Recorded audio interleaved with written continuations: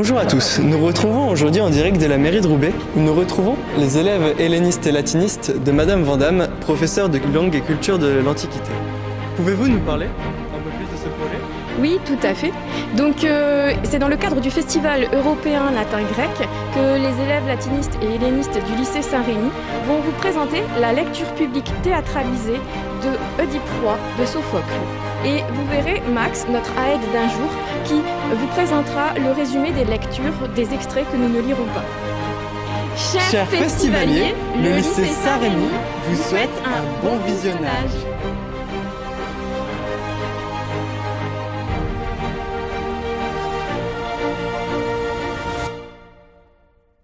Voici dans le palais d'Oedipe, un groupe d'enfants est accroupi. Debout, au milieu d'eux, est le prêtre de Zeus. Enfants, jeunes milliers de notre vieux Cadmos, que faites-vous là, assis devant moi, pieusement parés de rameaux suppliants? La vie est pleine, tout ensemble, et de vapeurs d'encens et de péants mêlés de plaintes. Je n'ai pas cru, dès lors, pouvoir laisser à d'autres le soin d'entendre votre appel. Je suis venu à vous, moi-même, mes enfants, moi, Oedipe. Oedipe au nom que nul n'ignore. Allons, vieillard, explique-toi. Tu es tout désigné pour parler en leur nom. À quoi répond votre attitude? À quelque crainte ou à quelque désir? Va, sache-le, je suis prêt, si je puis, à vous donner une aide entière. Il faudrait bien que je fusse insensible pour n'être pas pris de pitié à vous voir ainsi à genoux. Eh bien, je parlerai. Ô souverain de mon pays, Oedipe, tu vois l'âge de tous ces suppliants à genoux devant tes autels. Les uns n'ont pas encore la force de voler bien loin. Les autres sont accablés par la vieillesse. Je suis, moi, prêtre de Zeus. Ils forment, eux, un choix de jeunes gens. Tout le reste du peuple, pieusement paré, est à genoux ou sur nos places, ou devant les deux temples consacrés à Pallas, ou encore près de la cendre prophétique d'Isménos. Tu le vois, comme nous, Thèbes, prise dans la houle, n'est plus en état de tenir la tête au-dessus du flot meurtrier. La mort frappe dans les germes où se forment les fruits de son sol. La mort la frappe dans ses troupeaux de bœufs, dans ses femmes, qui n'enfantent plus la vie. Une déesse porte-torche, déesse affreuse entre toutes, la peste, s'est abattue sur nous, fouillant notre ville et vidant peu à peu la maison de Cadmos. Cependant que le noir enfer va s'enrichissant de nos plaintes, de nos sanglots, certes, ni moi, ni ces enfants à genoux devant ton foyer, nous nous t'égalons aux dieux. Non, mais nous t'estimons le premier de tous les mortels, dans les incidents de notre existence et les conjectures créées par les dieux. Il t'a suffi d'entrer, jadis, dans cette ville de Cadmos pour la libérer du tribut qu'elle payait alors à l'horrible chanteuse. Tu n'avais rien appris, pourtant de la bouche d'aucun d'entre nous. Tu n'avais reçu aucune leçon. C'est par l'aide d'un dieu. Chacun le dit, chacun le pense. Que tu as su relever notre fortune. Eh bien, cette fois encore, puissant Oedipe, aimé de tous ici, à tes pieds, nous t'implorons. Découvre pour nous un secours. Oedipe partage l'inquiétude du prêtre. Loin de rester inactif, il a déjà envoyé son beau-frère Créon consulter l'oracle de Delphes. Ce dernier apporte cette réponse. La maladie qui frappe la ville de Thèbes est la sanction de la souillure apportée par le meurtre du roi précédent, Laïos, jamais élucidé ni puni. Il faut poursuivre et châtier ce meurtrier. Oedipe convoque le devin Tirésias. Donc je le dis, sans le savoir, tu vis dans un commerce infâme avec les plus proches des tiens. Et sans te rendre compte du degré de misère où tu es parvenu. Et tu t'imagines pouvoir en dire plus sans qu'il t'en coûte rien? Oui, si la vérité garde quelque pouvoir. Ailleurs, mais pas chez toi. Non, pas chez un aveugle dont l'âme et les oreilles sont aussi fermées que les yeux. Mais toi aussi, tu n'es qu'un malheureux. Quand tu me lances des outrages, que tous ces gens bientôt te lanceront aussi. Tu ne vis, toi, que de ténèbres. Comment donc me pourrais-tu nuire à moi, comme à quiconque voit la clarté du jour? Non, mon destin n'est pas de tomber sous tes coups. Apollon n'aurait pas de peine à te les faire payer. Est-ce Créon ou toi qui inventa l'histoire? Ce n'est pas Créon qui te perd, c'est toi. Malgré les accusations de Tirésias, Oedipe serait le meurtrier de Laïos. Oedipe l'accuse de comploter avec Créon pour le renverser. Le cœur, troublé, affirme cependant sa foi en Oedipe.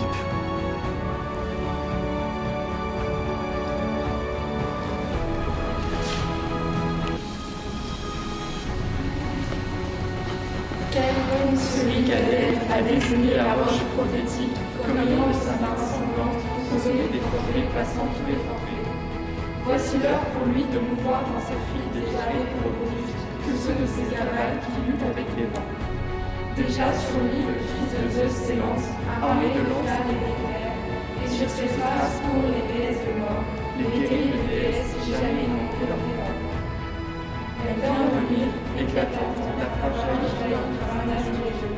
Elle veut que chacun se jette sur la piste du coupable incertain.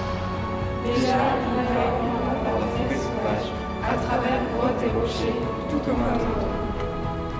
Sous terre est misérable, dans sa fuite misérable, il tâche d'échapper aux oracles sortis du centre de la guerre, mais eux sont toujours là, le volant autour de lui. Voici Créon qui arrive pour se disculper des accusations d'Oedipe.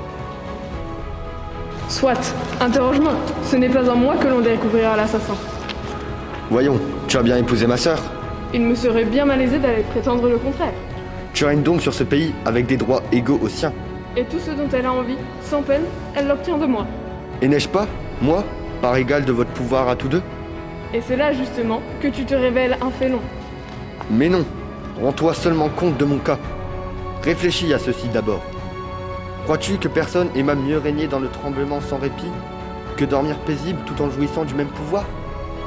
Pour moi, je ne suis pas né avec le désir d'être roi, mais bien avec celui de vivre comme un roi. Et de même, quiconque est doué de raison.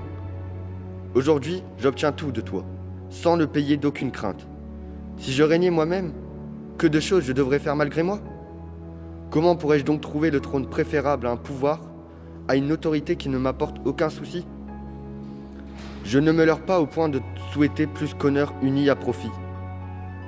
Aujourd'hui, je me trouve à mon aise avec tous. Aujourd'hui, chacun me fête. Aujourd'hui, quiconque a besoin de toi vient me chercher jusqu'à chez moi. Pour eux, le succès est là tout entier. Et je lâcherai ceci pour cela? Non, raison ne saurait devenir des raisons. Jamais je n'eus goût pour une telle idée, et je n'aurais pas admis davantage de m'allier à qui aurait agi ainsi. La preuve, va à Python, tout d'abord, et demande si je t'ai rapporté exactement l'oracle. Après quoi, si tu peux prouver que j'ai complété avec le devin, fais-moi mettre à mort. Ce n'est pas ta voix seule qui me condamnera, ce sont nos deux voix, la mienne et la tienne. Mais ne va pas, sur un simple soupçon, m'incriminer sans m'avoir entendu. Il n'est pas équitable de prendre à la légère les méchants pour les bons pour les méchants. Rejeter un ami loyal, c'est en fait se priver une part de sa propre vie. Autant dire de ce qu'on chérit plus que tout. Mais cela, il faut du temps pour l'apprendre de façon sûre. Le temps seul est capable de montrer l'honnête homme, tandis qu'il suffit d'un jour pour dévoiler un félon. Jocaste apparaît au seuil du palais et s'interpose entre Oedipe et Créon. Sur les supplications de sa femme Jocaste et du cœur, il accepte de condamner Créon à l'exil et non à la mort. Je veux savoir d'abord ce qui est arrivé. Une idée qui s'est faite sur des mots mal compris, mais on se pique aussi dans la chose de reproche. Tous deux sont responsables, alors? Oui. Mais quel était donc le propos? C'est assez, bien assez, quand elle souffre déjà tant, d'en rester fidèle à elle. Tu vois à quoi tu aboutis? Malgré ta bonne intention, en faisant ainsi fléchir et en émoussant mon courroux. Au nom des dieux, dis-moi, Seigneur, ce qui a bien pu chez toi soulever pareille colère. Oui, je le dirai. Je te respecte, toi, plus que tout cela. C'est Créon, c'est le complot qu'il avait formé contre moi. Parle, que je vois si tu peux exactement dénoncer l'objet de cette querelle. Il prétend que c'est moi qui ai tué Laios.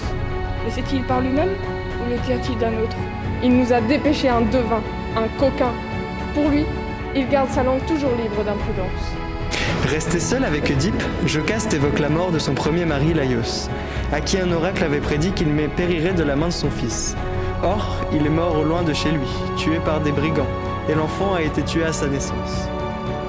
Ah, comme à t'entendre, je sens soudain, ô femme, mon âme qui s'égare, ma raison qui chancelle. Quelle inquiétude te fait soudainement regarder en arrière? Tu as bien dit ceci. Laios aurait été tué au croisement de deux chemins. On l'a dit alors, on le dit toujours.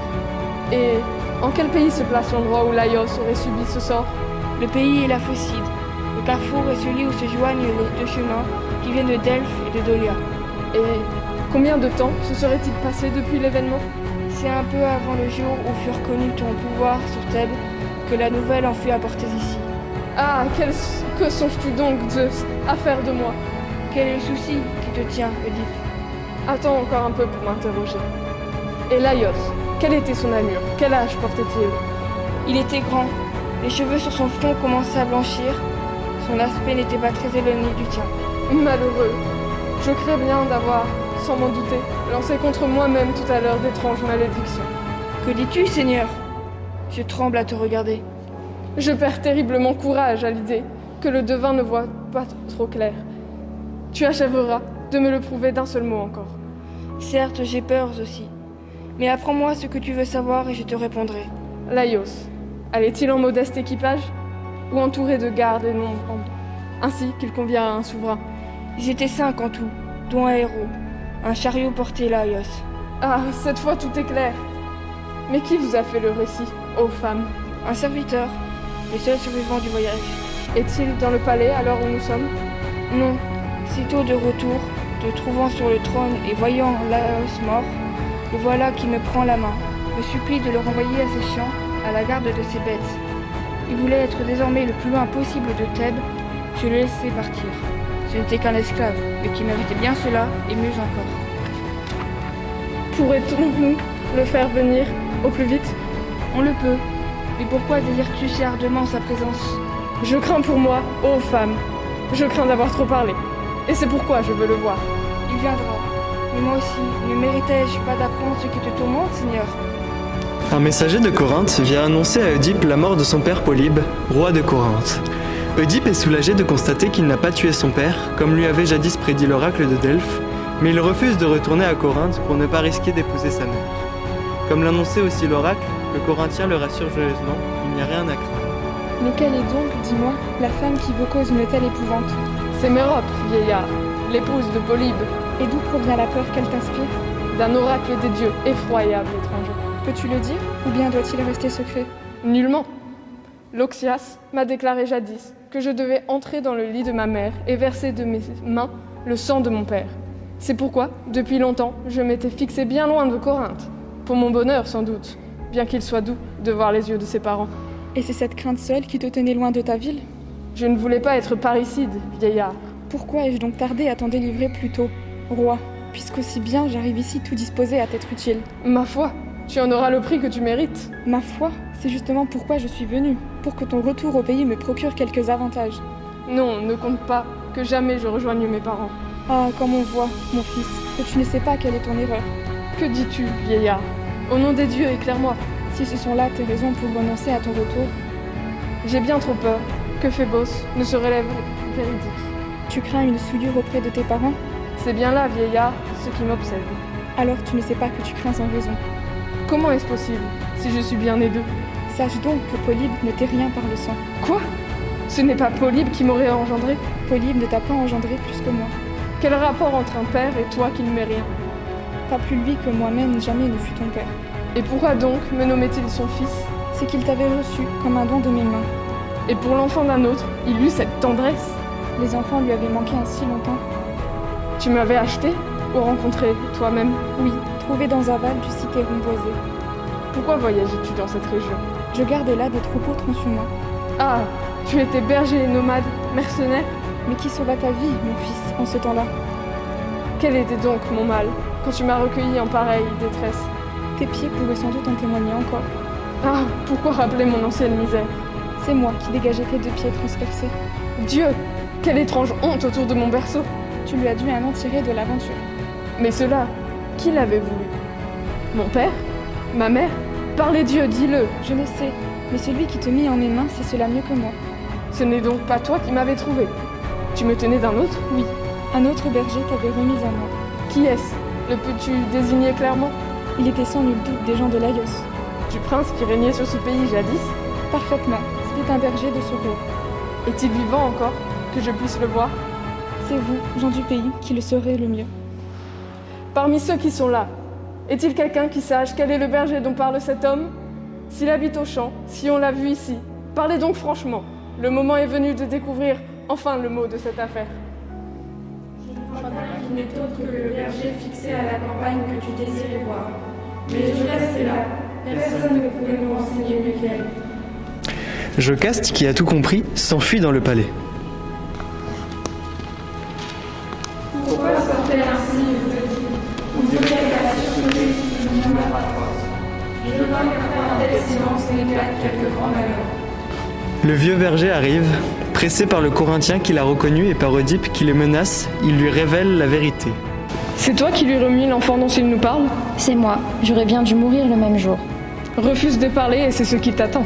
Si je parle, ma mort est bien plus sûre encore. Cet homme m'a tout l'air de chercher des délais.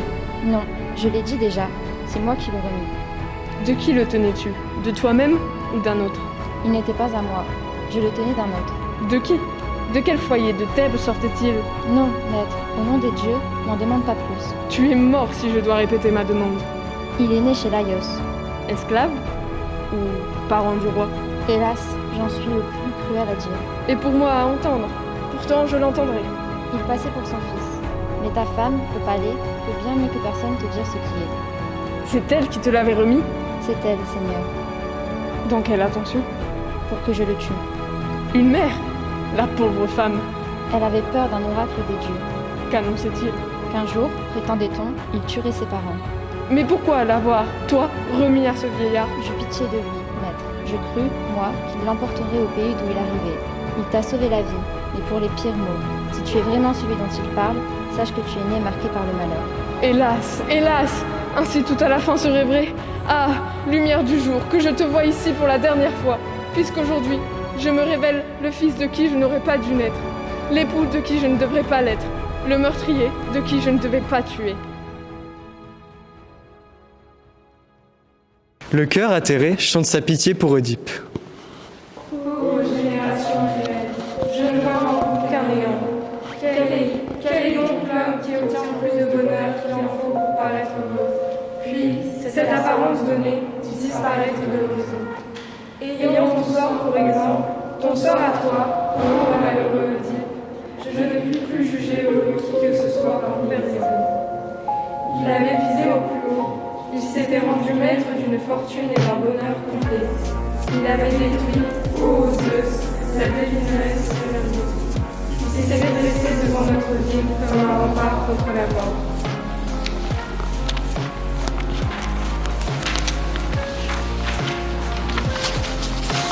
Et c'est ainsi, Oedipe, que tu avais été proclamé notre roi, que tu avais reçu les armes les plus beaux, que tu régnais sur la puissance de Thèbes. Et maintenant, qui pourrait être dit plus malheureux que toi? Qui a subi désastres, misères plus atroces dans un pareil environnement? Ah, noble et cher Oedipe, ainsi la chambre initiale a vu le fils après le père entrer au même port terrible. Comment le champ labouré par ton père a-t-il pu si longtemps, sans révolte, te supporter, ô malheureux? Le temps qui doit tout contre toi. Il condamne l'hymen qui n'a rien à l'hymen, d'où naissait à la fois et depuis tant de jours un père et enfant. Ah, fils de Laios, que j'aurais donc voulu ne jamais te connaître. Je me désole et les cris éperdus s'échappent de ma bouche. Il faut dire la vérité, par toi jadis j'ai découvert la vie, et par toi aujourd'hui je ferme à jamais les yeux. Un messager sort du palais pour raconter au cœur les scènes atroces qui viennent de s'y dérouler pendant le chant du cœur. Jocaste s'est suicidé. Elle-même, mais le plus douloureux de tout cela t'échappe. Le spectacle du moins t'en aurait été épargné. Malgré tout, dans la mesure où le permettra ma mémoire, tu vas savoir ce qu'a souffert l'infortunée. À peine a-t-elle franchi le vestibule, que furieuse, elle court vers le lit nuptial en s'arrachant à deux mains les cheveux. Elle entre et violemment ferme la porte derrière elle. Elle appelle alors Laios, déjà mort depuis tant d'années. Elle évoque les enfants que jadis il lui donna et par qui il périt lui-même, pour laisser la mère à son tour donner à ses propres fils une sinistre descendance. Elle gémit sur la couche, où, misérable, elle enfanta un époux de son époux et des enfants de ses enfants. Comment elle périt ensuite? Je l'ignore, car à ce moment, Oedipe, hurlant, tombe au milieu de nous, nous empêchant d'assister à sa fin. Nous ne pouvons plus regarder que lui. Il fait le tour de notre groupe. Il va, il vient, nous suppliant de lui fournir une arme, nous demandant où il pourra trouver l'épouse qui n'est pas son épouse, mais qui fut un champ maternel à la fois pour lui et pour ses enfants. Sur quoi un dieu sans doute dirige sa fureur, car ce n'est certes aucun de ceux qui l'entouraient avec moi. Subitement, il pousse un cri terrible et comme mené par un guide, le voilà qui se précipite sur le devanteau de la porte, fait flanchir le verrou qui saute de la gâche, se rue enfin au milieu de la pièce. La femme est pendue. Elle est là, devant nous, étranglée par le nœud qui se balance au toit. Le malheureux à ce spectacle pousse un gémissement affreux. Il détache la corde qui pend et le pauvre corps tombe à terre. C'est un spectacle alors atroce à voir. Arrachant les agrafes d'or qui servaient à draper ses vêtements sur elle, il les lève en l'air et il se met à en frapper ses deux yeux dans leur orifice. Ainsi ne verront-ils plus, ni le mal que j'ai subi, ni celui que j'ai causé. Ainsi les ténèbres leur défendront-elles de voir désormais ce que je n'eusse pas dû voir, et de manquer de reconnaître ce que, malgré tout, j'eusse voulu connaître. Et tout en clamant ces mots, sans répit, les bras levés, il se frappait les yeux et leur globe en sang coulait sur sa barbe. Ce n'était pas un sointement de gouttes rouges, mais une noire averse de grêle de sang, inondant son visage. Le désastre a éclaté, non par sa seule faute, mais par le fait de tous deux à la fois. C'est le commun désastre de la femme et de l'homme. Leur bonheur d'autrefois était hier encore un bonheur au sens vrai du mot. Aujourd'hui, au contraire, sanglots, désastres, mort et ignominie. Toute tristesse ayant un nom se rencontre ici désormais, pas une qui manque à l'appel.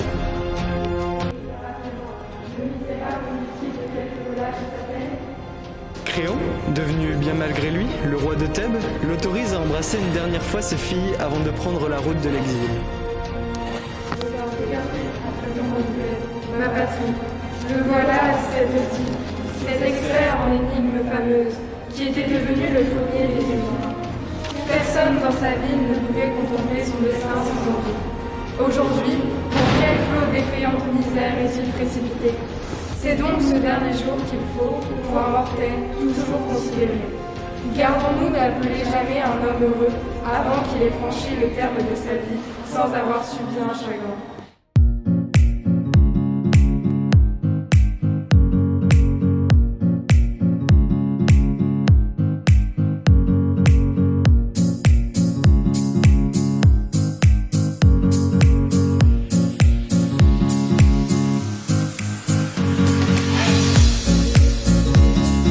Nous remercions la ville de Roubaix et la mairie. Nous remercions aussi notre lycée qui nous a permis de réaliser ce projet, ainsi que les élèves latin et grec qui ont participé, mais bien sûr notre professeur de latin et grec, Madame Vandal.